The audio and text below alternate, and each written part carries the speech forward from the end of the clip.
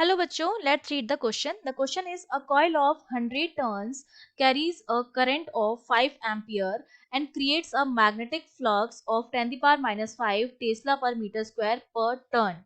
The value of its inductance will be, तो इसकी inductance की वैल्यू कितनी होगी वो हमें कैलकुलेट करनी है. तो देखो हमें रिलेशन पता होना चाहिए फ्लक्स में और इंडक्टेंस में. ठीक है, तो की कॉन्सेप्ट में हम जानते हैं कि जब हम बात करते हैं इलेक्ट्रोमैग्नेटिक इंडक्शन की, तो इलेक्ट्रोमैग्नेटिक इंडक्शन के लॉ में हम ये पढ़ते हैं कि जब भी किसी कॉइल में फ्लो होने वाली करंट में चेंज आता है, या जब भी हम किसी कॉइल को मैग्नेटिक फील्ड में रखते हैं उसकी वजह से उसके फ्लक्स में चेंज आता है, और इस फ्लक्स में चेंज की वजह से करंट में चेंज आता है, और करंट में चेंज होने की वजह से एक ईएमएफ जो होता है वो इंड्यूस हो जाता है, और इस इंड्यूस ईएमएफ की जो वैल्यू होती है that is equals to minus d phi upon dt. ये माइनस साइन ये रिप्रेजेंट कर रहा है कि इंड्यूस ईएमएफ उस रीजन का अपोज करता है जिसकी वजह से ये इंड्यूस हुआ है, जिसकी वजह से ये जनरेट हुआ है. बेसिकली ये फ्लक्स में और करंट में चेंज होने का क्या करता है, अपोज करता है. ठीक है, अब हम जानते हैं कि किसी भी कॉइल से रिलेटेड जो फ्लक्स होता है फाई, वो एल आई के बराबर होता है.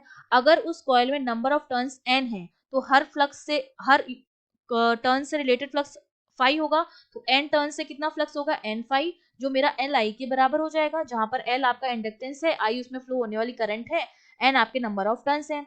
हम जानते हैं कि जो फ्लक्स की वैल्यू होती है वो होती है बी ए कॉस थीटा.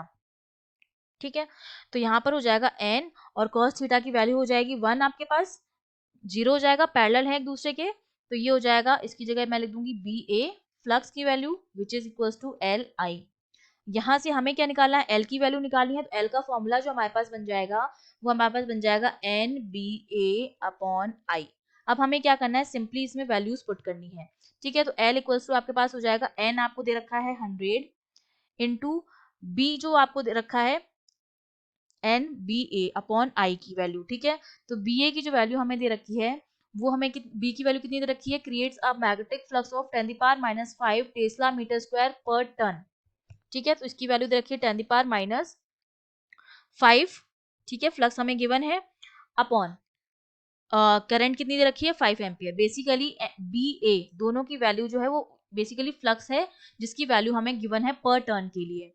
ठीक है, तो यहां से हमने वैल्यू रख दी है अपॉन 5, तो एल जब हम इसको सॉल्व करेंगे तो ये वैल्यू हमारे पास ये 10 पावर माइनस 3 बन जाएगा upon 5.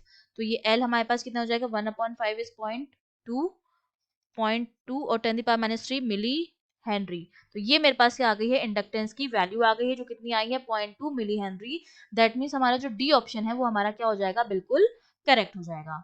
I hope you understood well. All the best.